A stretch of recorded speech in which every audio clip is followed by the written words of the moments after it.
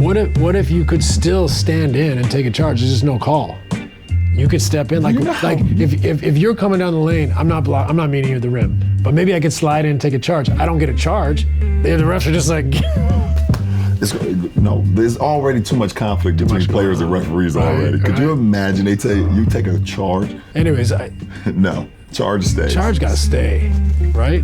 Gotta stay. I think that'll make the game too wild. Yeah, gotta stay. Too wild. Like arch rivals then. You remember that game on Nintendo? Arch rivals, you go crazy.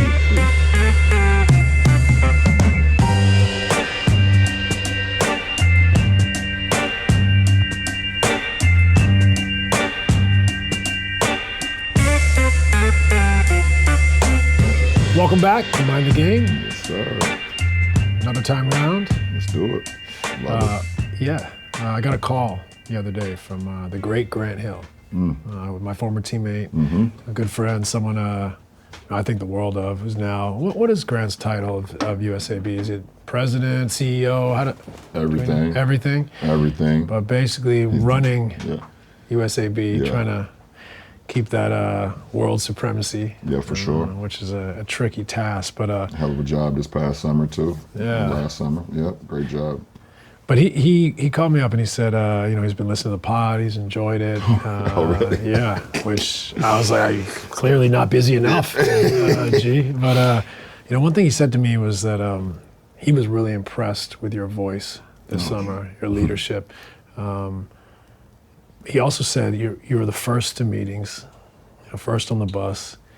I don't want to make you sound like a goody two shoes here, but I will say from a coaching perspective, when your best player, most famous player, most kind of accredited player sets that standard every day, there's a trickle down. Yeah.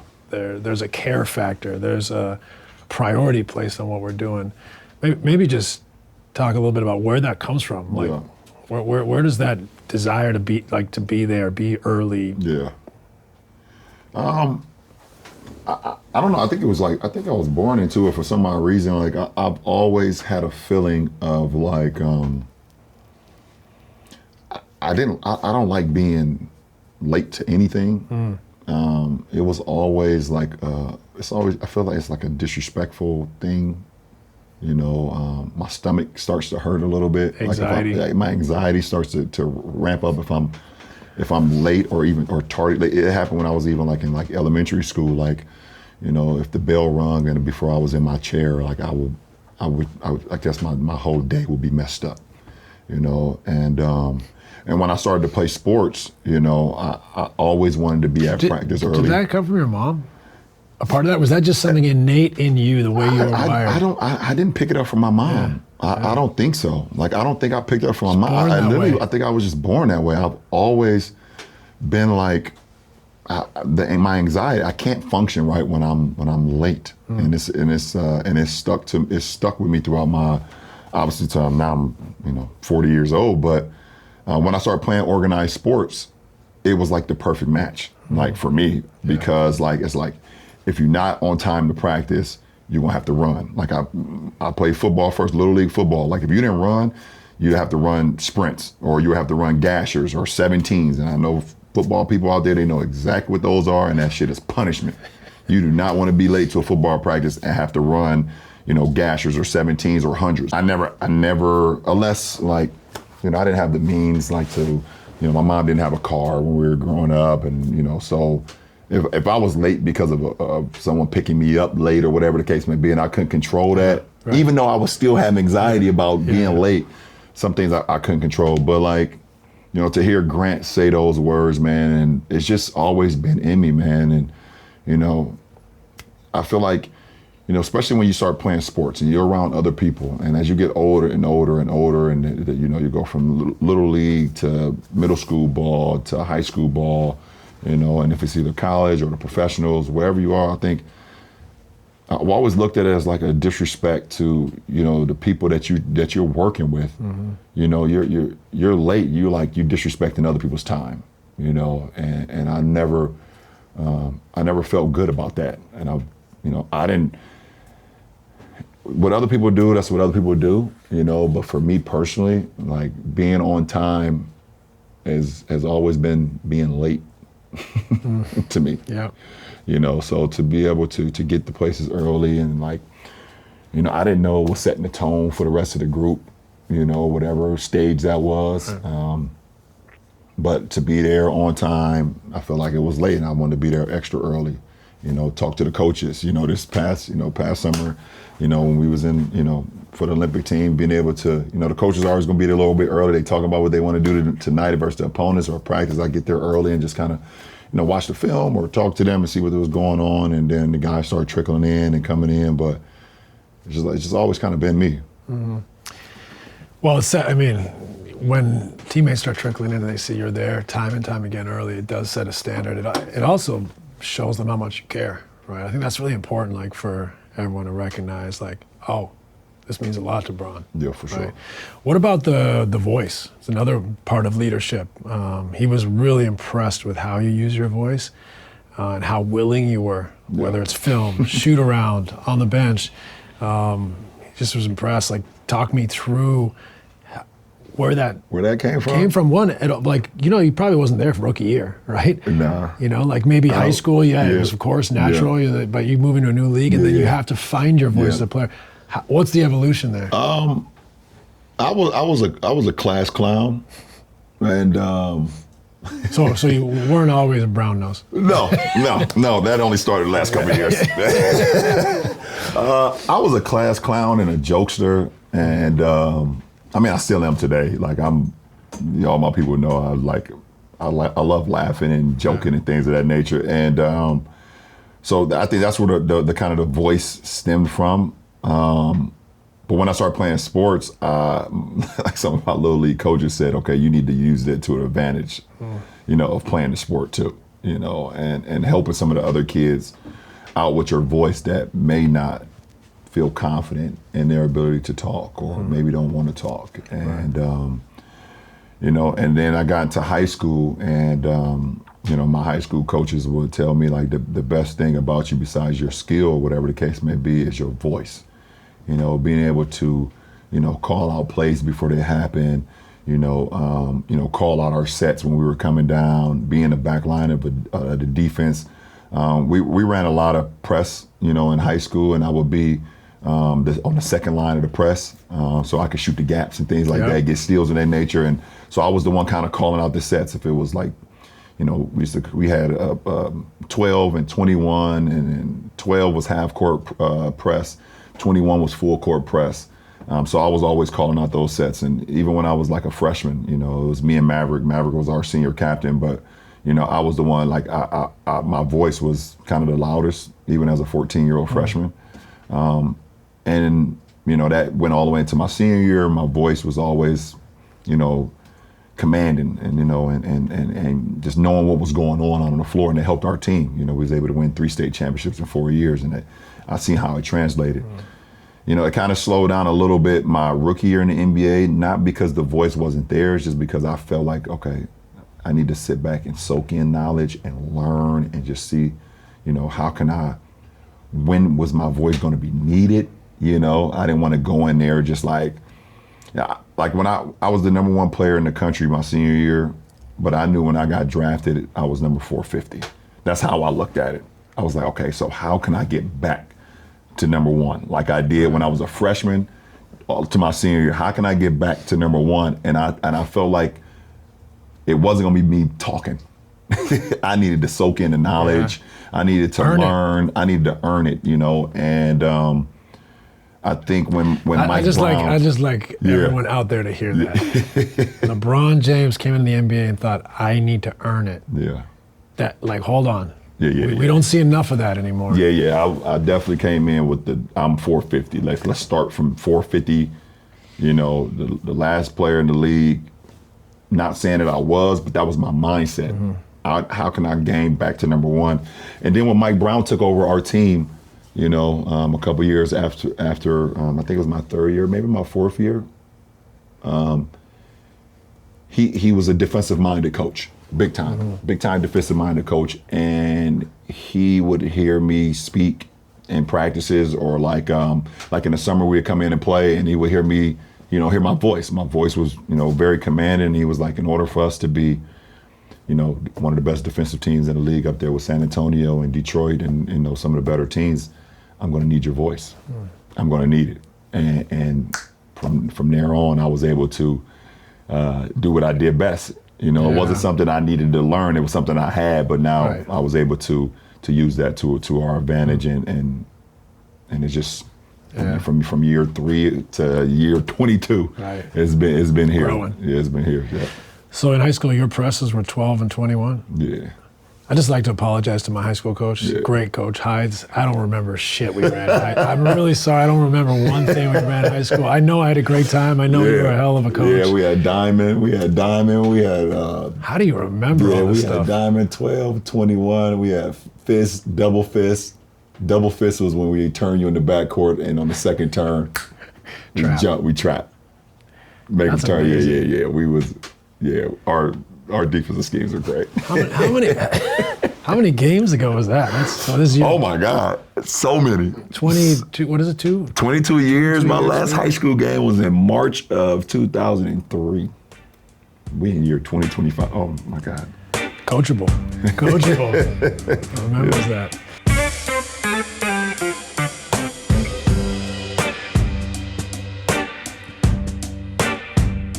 This episode is sponsored in part by American Express. American Express has taught me that finding the perfect restaurant is a lot like finding the perfect play. It's all about timing, research, and sometimes a great recommendation from someone you trust. Being on the road so much, I've become pretty particular about where I eat. My ideal spot is usually a local-owned place that has great energy where you can enjoy an amazing meal while having a great conversation. Sometimes it's that new fusion spot everyone's talking about. Others, it's just a little spot a friend recommended. With Amex Gold, you earn 4 times membership rewards points on purchases at restaurants, on up to $50,000 in purchases per year. So you can get rewarded for dining at some of the hottest restaurants in town and earn up to $100 back annually on eligible purchases at U.S. Resi restaurants. Enrollment required. That's the powerful backing of American Express. Terms apply. Learn more at americanexpress.com/withAmex. After many years in the game, both on court and off, I know all about high-stakes showdowns. That's why I'm hooked on Michael Crichton's Binary on Audible. From the creator of Jurassic Park and ER comes this classic techno thriller about a radical aiming to bring down the government with a deadly nerve gas. The cat and mouse game between the terrorist and a determined State Department agent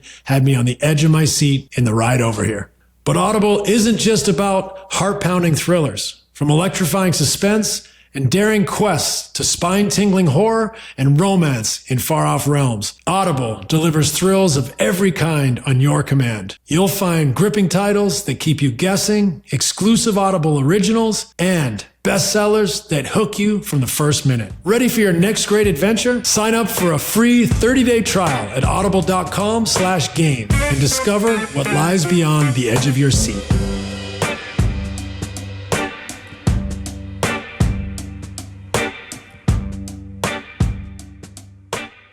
We'll shifting gear back to those days. It's NBA draft season. Oh, here we go. The draft. Incredible time. Incredible time, man. Yeah. Incredible time for the newcomers coming in. First of all, good luck to all you guys, to the guys that get drafted, to the guys that slide, to the guys that don't get drafted. Does not mean that your dream is not going to be accomplished, man. Just no matter if you get picked 1, don't matter if you don't get picked, no matter if you slide, like the work is the work. Thank you. And that's all that matters. But I wish the best to all the guys that declare for the draft, and it should be a great one, man. Yeah. I love that, though. You were the number 1 pick. Yeah. We all knew that for 2 years, 3 years coming in. I was, a senior at Santa Clara, was hoping to get picked 15th in the first round. Probably knew by the end I was going to be a first-round pick, but it took me 4 years of college. There's guys that go undrafted. AR, was AR undrafted? Yep. Austin Reeves, yep. Who are incredible players in the league. We all develop at different rates. Yep. We all develop at different rates. So do not hang your hat on the draft and the draft alone. Yep. Can I read something? Yeah. I'm going to read something. Dig in the archives. Yeah, I'm going to dig in the archives. So I have a group chat with me, Bronny, and Bryce. Okay. And, from time to time, I'll send just, things that just, focus them back in. So I sent this June 18th, 2024. I'll tell you who this guy is after I read this. Unranked in high school, 0 D1 scholarship offers, played 3 years of Division II basketball at UCCS. I know who it is. Transferred to Colorado, and now is an NBA champion on Hell of the a best player. teams in the NBA. That guy's Derek White. Hell of a player. Hell of a player. Yeah. And my message was to them, everybody's road to success is different, so stay locked in and patient. That was my message to my boys last year. Good message. Yeah. So, I mean, there's a lot of stories like that. It's funny, right? Like there's more stories like that than there is stories like yours. Right. Correct. People I didn't recognize that. I had one scholarship offer. Stephen Curry did not get a scholarship to his dad's alma mater, Virginia Tech. His dad played in the league for a long time. Mm-hmm. I don't remember Kawhi Leonard being on a lot of radars, even when he got to the league. You go around, there's a lot of guys that develop. I mean, Giannis, coming from where he came, Jokic, second round pick. Second round. You go through the league, they're littered, with people that got there in a circuitous way, let's say. It's almost more common than the person that got there from high school All-American to college All-American. It's way more common than the LeBron James and the Cooper Flaggs.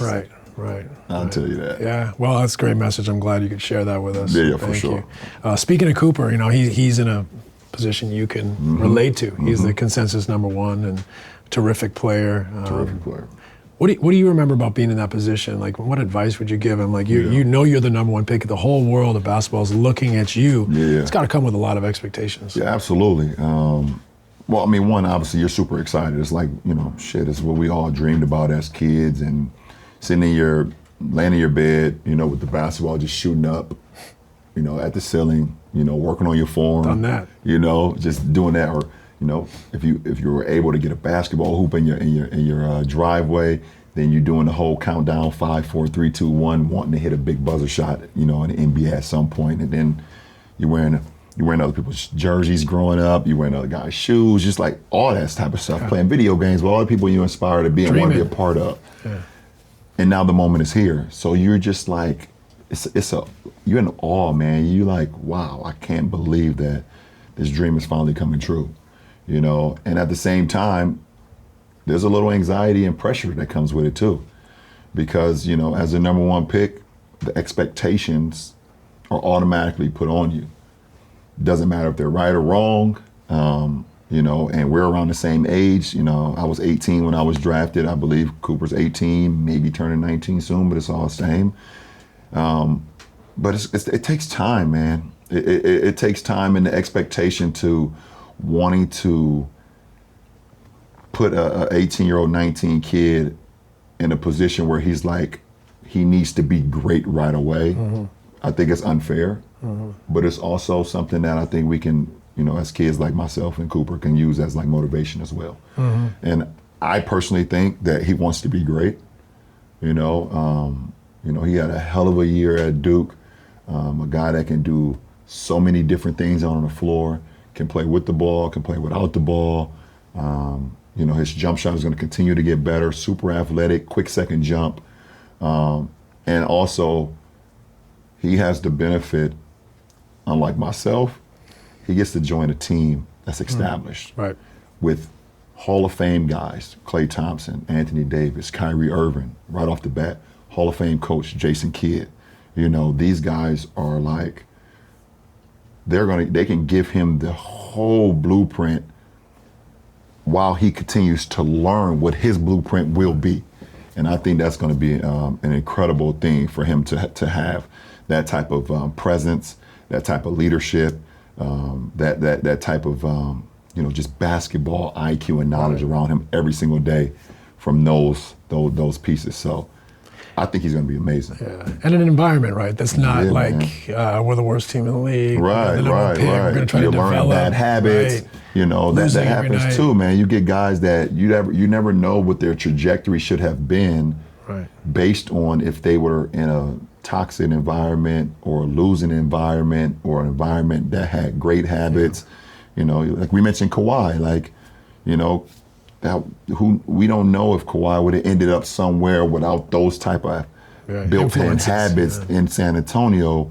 Would he have been, he would have probably been great, obviously, but he had time to hone those skills, be around Timmy, be around Manu, be around Tony, be around Pop, to where he was able to get better on his own time and not the league's time. Right. So unique, made me forget, right? But the player, obviously now he's such a world-class player, but he's playing for championships right away. Yeah, like that's a totally different, that's a very different, unique position for a rookie. Yep.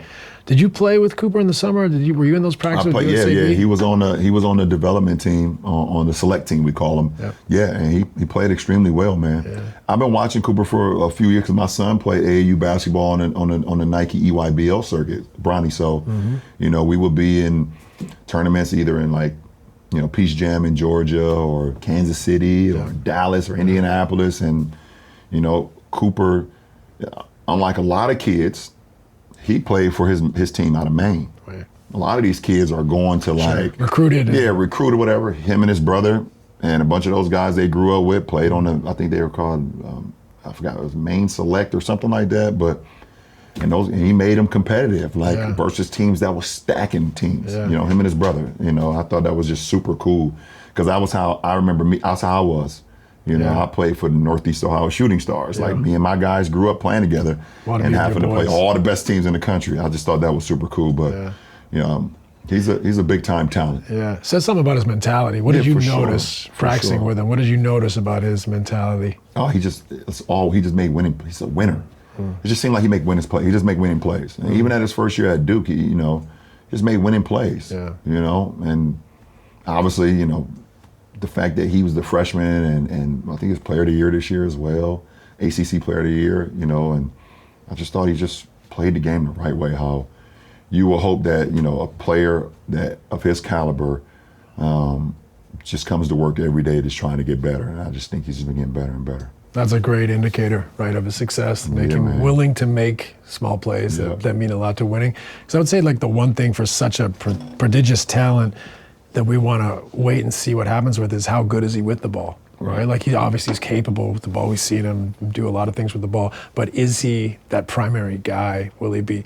But I love to hear that, while I think he's going to get there, love to hear that his mentality is I'm happy to do whatever the team needs. Yeah. And he has, and a lot of people, he has the ability to do it at this, especially at this point. Right. And, when you have, the guys that they have, he doesn't have to put too much more pressure on himself.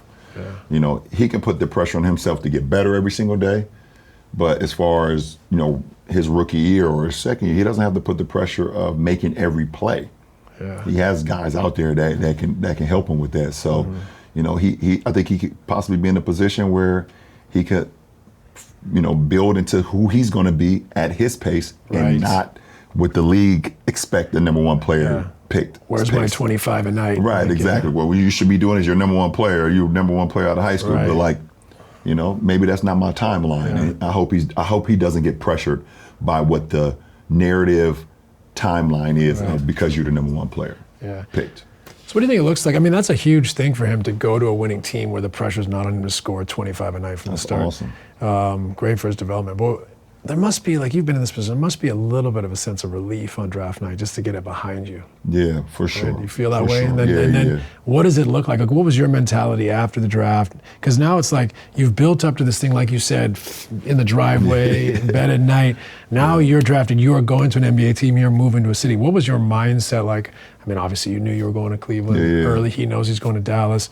What was your mindset like of this is what this summer looks like? Yeah, it was, you're young guys. Yeah, super young, yep. And, I have been building up for the NBA for a couple years, my junior and senior year of high school, I have been, I wouldn't say building up to to play against those guys, but I kind of knew that, after my junior year that I had an opportunity to go straight out of high school. So I was kind of building up, my reps, building up my strength, building up my stamina, things of that nature.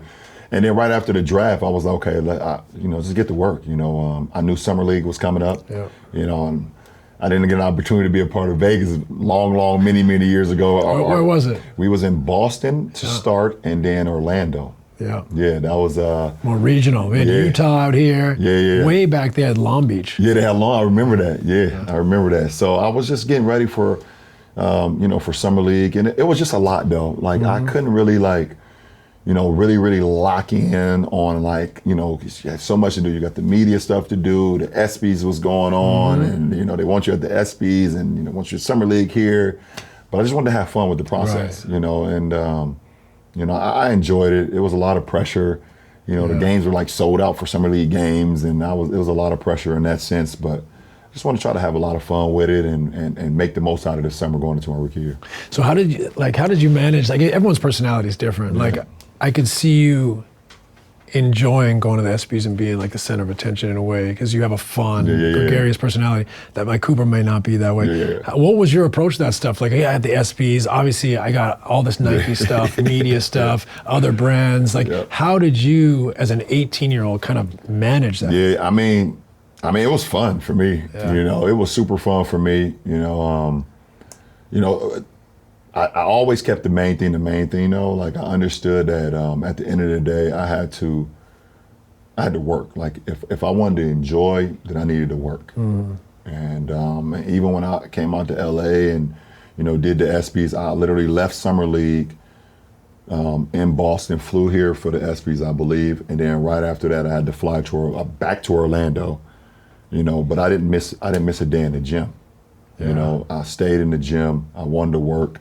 I wanted to get better, and I also wanted to have fun and enjoy it, but at the same time, understanding what the main goal was. And the main goal for me is the only reason I'm invited to the ESPYs is because I played a game of basketball. Yeah. And that is, you make sure you keep that the main thing. That's the focus. Right. And I think for Cooper, as long as he understands you keep the main thing, man, Pat Riley has made that, a famous quote.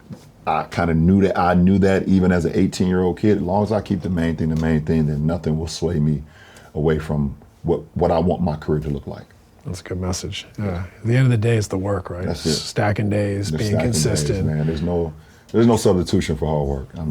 There ain't no substitution for it. It's the main separator, right, is how we work. For sure. What do you think? Why do you think some players thrive more in the NBA than in college? That's a great question. Obviously, when I watch some college games, and I'm gonna be honest, it's hard to watch college games a lot because of the space. Yep. The spacing, it feels like Bogs everyone. it down. Yeah, it feels like everyone is in the paint. Yeah. Everyone is in the paint, and some programs do a great job of now trying to open it up. And I watched Florida, this past year. They kind of play a version of the NBA style. A couple years ago, the Connecticut team, their version of, passing in and cutting and keeping it spaced and keeping everybody out of the paint. But ultimately, you could still just, if you want to, you could just stand in the paint defensively and not move. Yeah. So I think, you bring certain guys into the league that maybe didn't thrive as much in college, but the space. Mm-hmm. Also, one thing that it's funny what Bronny told me. He was like, the best thing about the NBA compared to college is that I can literally just focus straight on basketball. Yeah. In college I had to go to class. Right. You have to meet, you have to do work and stuff like that. You have to, go to, all these things that's going on campus and meet with the academic advisors here and then meet with these people here. He's like, as much as you think basketball is the main thing in college, sometimes it's not. Right. He said once I got drafted and realized, listen, I could just go to the gym early, get my work in, practice, go home, take a nap, and I could come back to the gym again, and then go home and go to sleep, play my game. He was like, this is the best. So I think you're able to hone your skills and just play more basketball too, which helps a lot of guys too. Yeah, we also had Luke on with us talking about how it's almost easier sometimes in the NBA because of the space, even though he also said the players are way better than maybe the EuroLeague or college. But the spacing does make the game, and the pace makes the game. You have more opportunities. Yeah. The only problem is to be successful in the NBA, like to be efficient as an NBA player, like we're talking about, there's not that many people on the planet that are really efficient NBA players. So, okay, you got more space and time now. You got to make something happen with it, right? Like day after day after day. You didn't got to make the most of it. And be consistent. You know, it's interesting. We talk about, the top pick, Cooper Flagg. We talk about, some players going undrafted. It's an interesting time too with NIL. Because if you're not a guaranteed first round pick and you're making really good money now to stay in college, like that's a big consideration. One, financially, and two, you can develop in a safe space. The NBA, it's a risk. You could come out, go in the second round, or not get drafted and not make the team. Yeah. Right. It's interesting. I think it's going somewhere positive. It's just a bit lawless. It's a little lawless right now. Right. Yeah, it's a little bit lawless right now. They got to figure it out. But I think, like you said, as far as you're not as stressed out about declaring for the draft and then having to stay in, if I hired an agent or whatever the case may be and not get drafted. If you feel like you're not ready and you're developing and, the NIL is there. Right. You still able to make good money, stay on campus still, play great ball. Facilities are unreal in college. Facilities are great, or hit the transfer portal. Maybe, you go somewhere else, and you're able to, cash in on the NIL as well and continue to develop until you believe that you're ready, or now the scouts are even, talking more. Your name is out there a little bit more, saying that you are ready. So it's definitely a thing. Like he says, the NIL is a little lawless right now, but Mabby kids are making money, man. It was, shit. Yeah, it's great. Yeah. But it feels like, is there a plan? Is there a plan coming together? Like, it's a little disorganized. The other thing about the draft that's interesting to me is like the way the game's becoming so positionless. I feel like there's a premium on that positionless player with potential. And it seems like it's evolving. I'd love to get your take on this, but like it started like 3-and-D guys because they could guard multiple positions, they could stretch the floor. You watch these two teams in the finals, they're asking their quote-unquote 3-and-D guys now to be able to play blender. So like it's not just stand in the corner, make a three and guard. It's now you got to be able to guard different positions. You got to be able to make a perimeter shot. You also have to, when given a closeout, drive the ball, make the next play. Do you feel like that's where this game's evolved to? Yeah, absolutely. Being able to put 5 guys on the floor that can do multiple things, and if not everything, not saying everything great. Right. You only need one simple guy, plays. 2 guys that can do. You have your staple guys that can do everything great, like you said. Make the simple play, but being able to at least attract the eyes of another defender, so if that defender helps, you can just get off of it, and now it starts the blender action, these players are being sought after more and more and more as the years are going, and it's you're seeing, you saw obviously what Boston been able to do with those guys. Those guys are all positionless, being able to, catch, shoot, drive, pass. That's it. And then you have the great ones. Obviously, you have the Brown and the Tatums that they can do. They give it a little bit more freedom to do that. And now you see Indiana, you see OKC. They put all guys on their floor that can make plays. Even Hartenstein. They give him the ball, boom, pinch post. He uphill DHO. Okay, you jump out too fast. Okay, uphill keep DHO keep. Floater. Floater. Or okay, my guy, you overplayed. I can make a backdoor cut after the split action. I can make those passes, So you don't look at him as a guy that could, but he actually can. You know what I'm saying. Miles Turner the same way. We was talking about it like on the last show when Miles Turner as I'm a short roll. You're gonna think I'm rolling all the way, and then when my guy drives, you're gonna be in the paint. Now I'm gonna pop all the way back to the 3, and if you close out, I can put the ball on the floor and either get myself a shot or get it sprayed. Those are. Obi Toppin saying those guys are just positionless players where, okay, if we switch, I can guard the 1, I can guard the 5, I can guard the 4. Those are players that's very key to teams being able to, like you said, be positionless in our league. Yeah, it's always interesting this time of year to see in the draft how many guys in that kind of like 6'4" to 6'9" range get taken and where they're at in their development. How many teams are like, they know what this guy can do, or this is a project we got to develop, but he fits a profile that our team and our league needs. That's always fascinating. Yeah, for sure, for sure.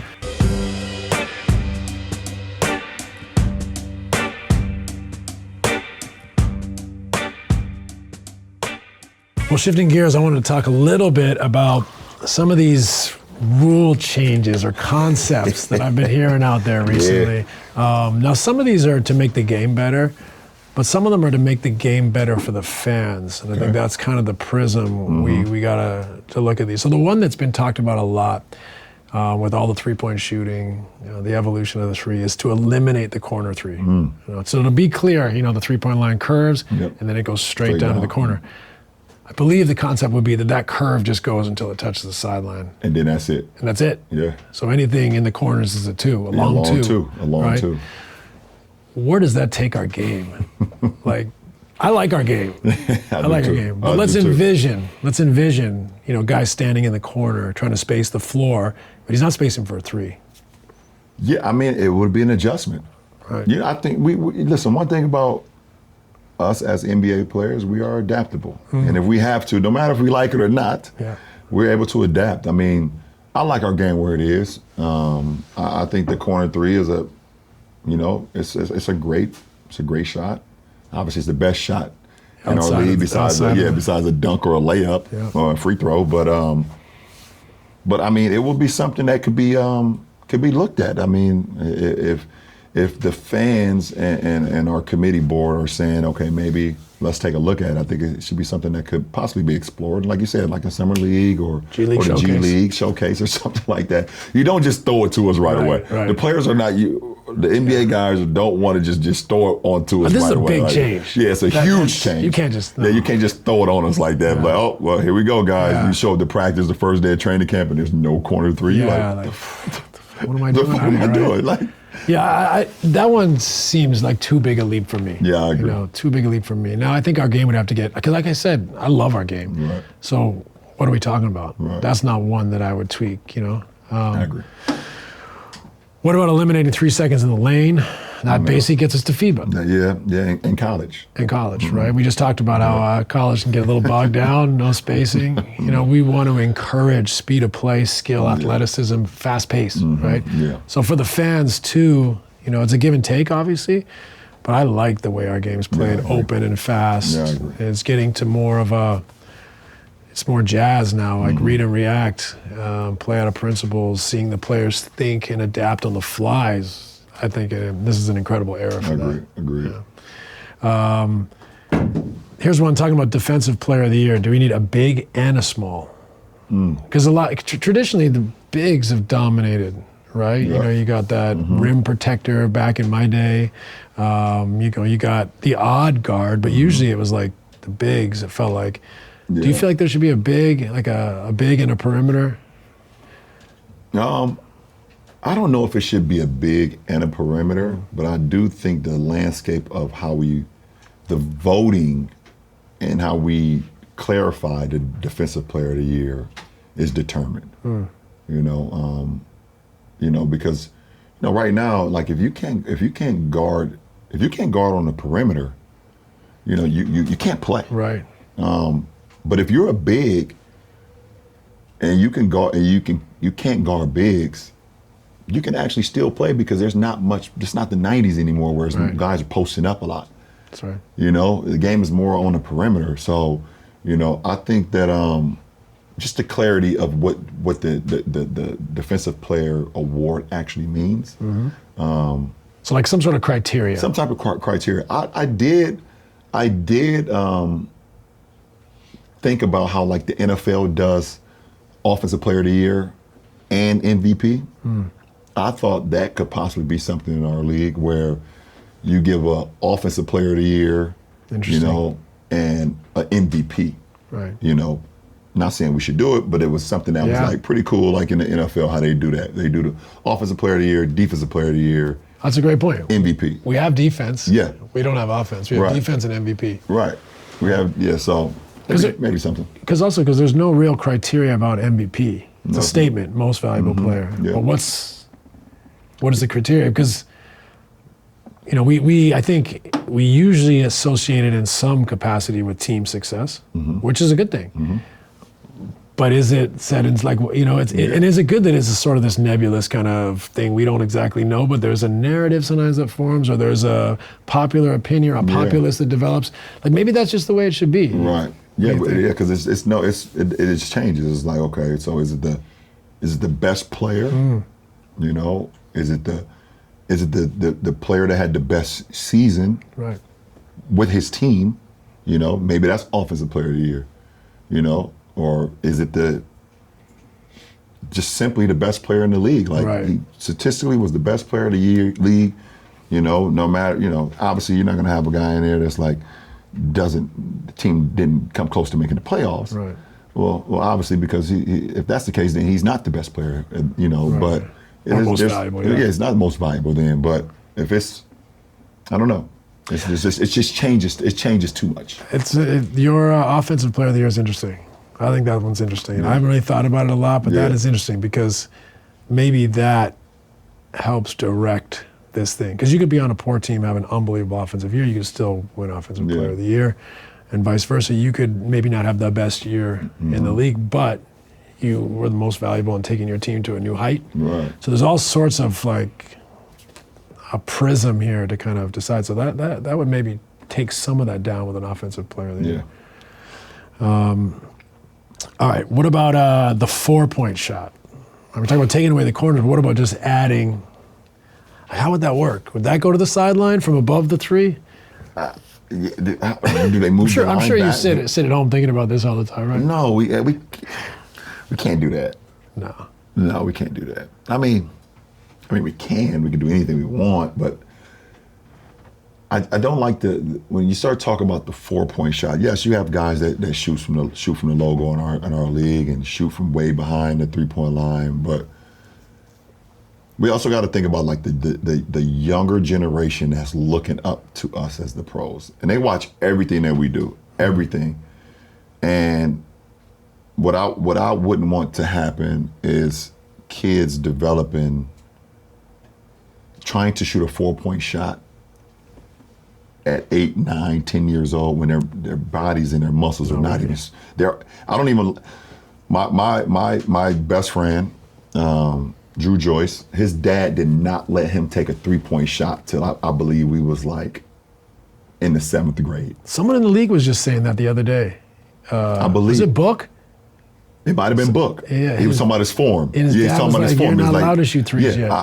And I want to get this correct. I can ask my best friend after, but I know for sure, like when we played Little League, his dad would not let him shoot. He's like, you're not strong enough, and you're not about to mess up your shot because you're literally just pushing it up there, like chugging it like a full court shot. So he didn't let him shoot threes till he was like in the 7th, 8th grade. So when you add a 4-point shot to our league, what it's going to do to our kids and our younger generation is going to, I don't like it. I wouldn't like it. You got kids prioritizing things that don't really matter yet. Remind me like MTV Rock and Jock. You remember that? Like a 30-point shot guy shoot all the way up in there. Was there a trampoline? No, there wasn't a trampoline. That was, what was the one with the trampolines? Oh, my goodness. Slam ball. Yeah, slam ball. Yeah, slam ball.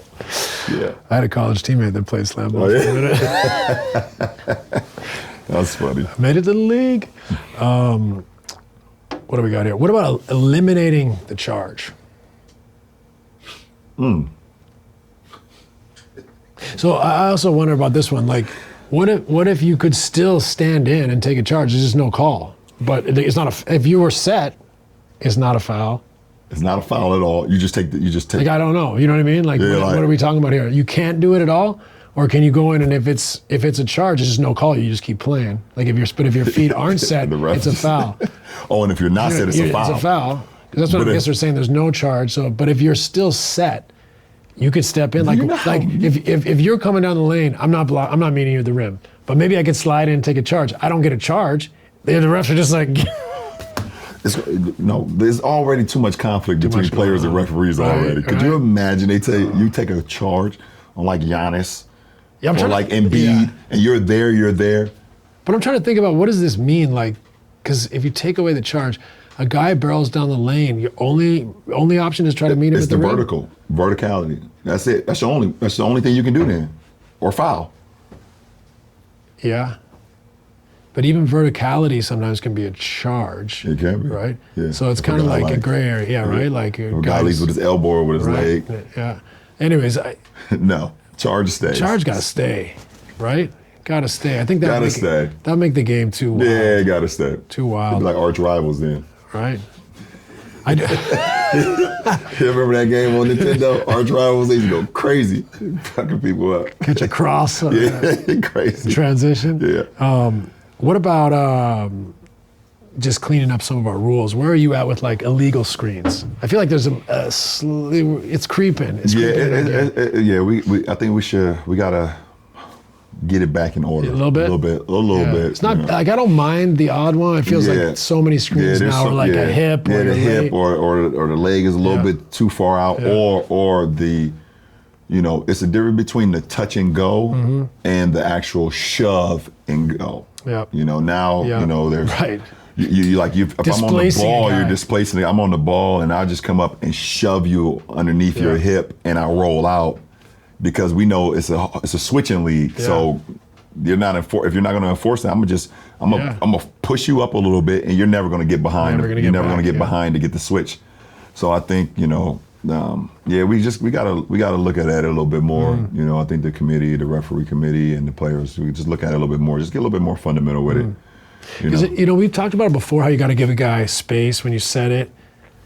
Sometimes how these. We hear it, but they tell first 2-3 weeks, we got to do, and then it kind of just trickles back to what it was. So. Same with the travel. We've had different times. I think for sure during your career, definitely during mine, multiple times where we're trying to clean it up. Sometimes I'm not like a crazy person on travel. Like I like it to be a lot of freedom of movement. I don't want people just being crazy with it. But like the way we have the gather now. Guys obviously put their hand under the ball a little bit. It's the catch and go. There was times, what it's like in international. Oh, international is different too. Some refs are like everything. Yeah, and we practice it. Like when we were gearing up for the Olympics, like the first thing we do when we say everybody on the baseline, they throw us the ball, and you put the ball down right away. Bob Cousy. Yep. As soon as you catching the transition, put it down. You can't. If you do this, travel. International, travel every single time. No jab and go. No. Right. Everything is put it down first. See, I'm glad we're not like that in the league. Right. That's the language. That's how we all grew up. Playing. In the playground or the open gym, whatever. Yeah, just looking at, I guess, just because I sometimes since I ain't sit here, I get away with traveling sometimes too. I can't sit here and say I don't because but I think we just I don't want to be like nitpicky about our players. I don't want to stop us from being creative or whatever the case may be. But just we can probably, that's one of the things like we're saying with the offensive fouls. Just we can clean it up a little bit. Yeah. What's the most egregious travel you ever got away with? Me? Yeah. The most egregious travel I ever got away with, and you know what? The basketball guys was not on my side. The one that comes to my mind right now, I was my second stint with Cleveland playing in Washington, and we were down 1. I got the ball in transition about half court, and I was driving the lane. It's late in the game. I was driving the lane, and I got into the lane, and I traveled like a motherfucker. And I got all the way to the lane and missed the layup. Missed the layup. They didn't call the travel. They did not call the travel. I blew the layup. It's because you felt guilty? I don't know if I felt guilty. It felt weird. You're just thinking, what they're are gonna you call doing? this? Like I had a wide open layup and missed it. It's the same game when I end up tying it, hitting the 3-pointer off the glass. So they made a bucket. They made two free throws. And then I hit the. So what do you mean the basketball gods weren't on your side? Well, I mean. They came back around. Because it came back around because I'm true to the game. I missed it. If I would have made it, then we probably lost the game. They found a way. They'd have found a way in. Right. Basketball guy stayed with me a little bit. Beautiful. I love that. We're gonna pull that clip, so guys, you know how people be like, LeBron's lying. He doesn't remember that. What is he talking about? That's exactly what happened. That was terrible. I had one this past season too in Orlando. That was so bad. Switched my pivot feet. Missed the shot too. No call? No call. Just straight up pivoting on one, change to the other? Changed it at the elbow. Yeah. Terrible. Drove down the lane. I think I was at the elbow. Pivot foot. Oh, I didn't like that one. Switched it. Drove. Shot up a floater. Hit the side of the backboard. I said, yep, basketball guys. That's what that was, Scotty.